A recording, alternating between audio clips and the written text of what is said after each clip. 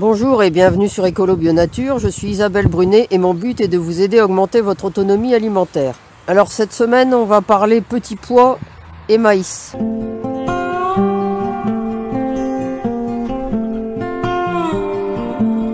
Difficile de vous faire une vidéo cette semaine, il pleut constamment et il y a toujours beaucoup de vent.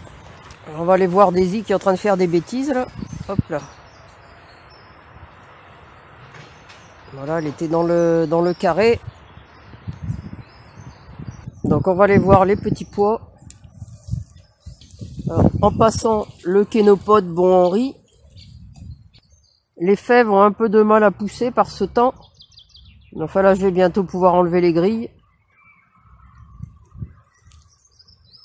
Au niveau des petits pois, il commence à y avoir du dégât. Mais impossible de mettre du ferramol. Puisqu'il pleut trop, ça ne tient pas, ça disparaît tout de suite. Ici, au niveau des carottes et de la salade, il n'y a rien du tout. Je me demande si j'ai pas raté mon semis. J'ai ajouté entre deux quelques petits radis. Là, ça devrait sortir assez vite. Alors, voyez un peu ces monstruosités. Voilà, une limace. Et comment voulez-vous, dans ces conditions, avoir des beaux petits pois? Alors donc ici, ce sont les pois nains, que je fais quand même grimper sur une grille. Alors beaucoup de liserons cette année, je sais pas si vous voyez, moi qui n'en ai jamais, cette année j'en suis envahi.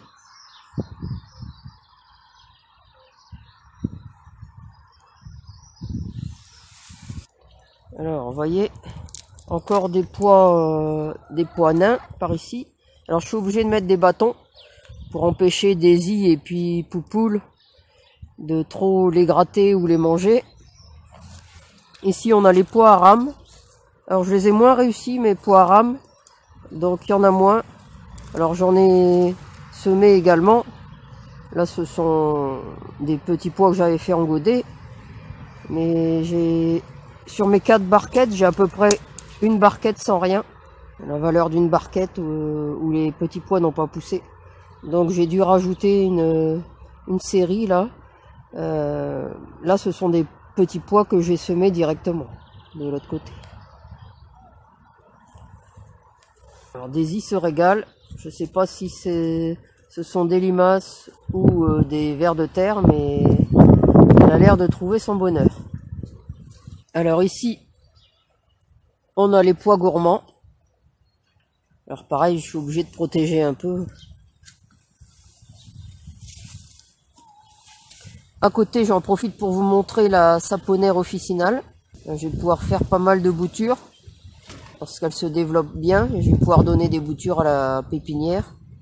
Les petits choux-fleurs Ninstar. Alors on a déjà retiré les têtes principales et vous voyez, il y a plein de petites têtes qui repoussent. Il va falloir que je vienne les cueillir. La rhubarbe a été longue à sortir, mais la voilà. Alors on va continuer dans les petits pois. Alors ici on a les pois capucines.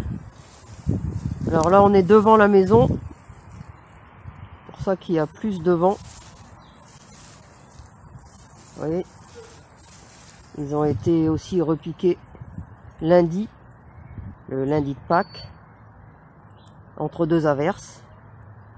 Alors les pois capucines, l'avantage c'est que ça fait de très jolies fleurs. Lorsque ça fleurit, c'est très beau. Et puis évidemment, après on a de belles gousses violettes et on peut récolter les pois. Les pois à l'intérieur sont verts et sont très légèrement plus farineux que les petits pois, mais ils sont excellents quand même. Ce sont des pois parfaits pour la permaculture, puisque avec un élément, on a plusieurs fonctions. On a la fonction décorative lorsqu'ils sont en fleurs, et puis la fonction production de nourriture.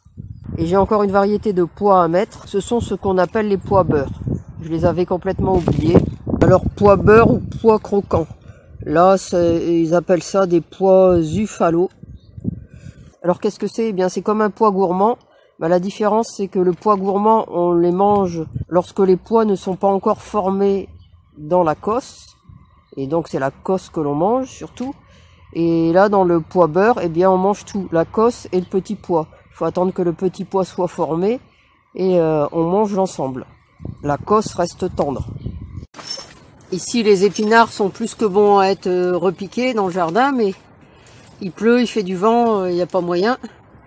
La vigne est bien partie.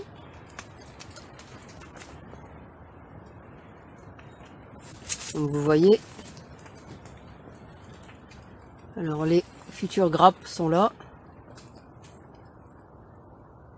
En espérant qu'ils ne gèlent pas. Les tournesols sont en train de sortir. J'avais fait pré-germer les graines. Voilà, il y a du chou à repiquer. Encore des tournesols que j'avais fait pré-germer.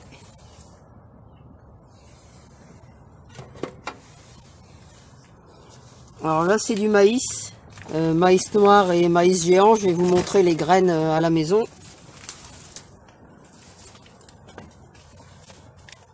Là je vais venir cueillir un peu de moutarde parce qu'elle est en train de bien monter là. Les pommes de terre sont pas mal non plus. Alors les semis ont un peu chaud, mais je peux pas ouvrir parce qu'avec le vent, j'ai la bâche du fond.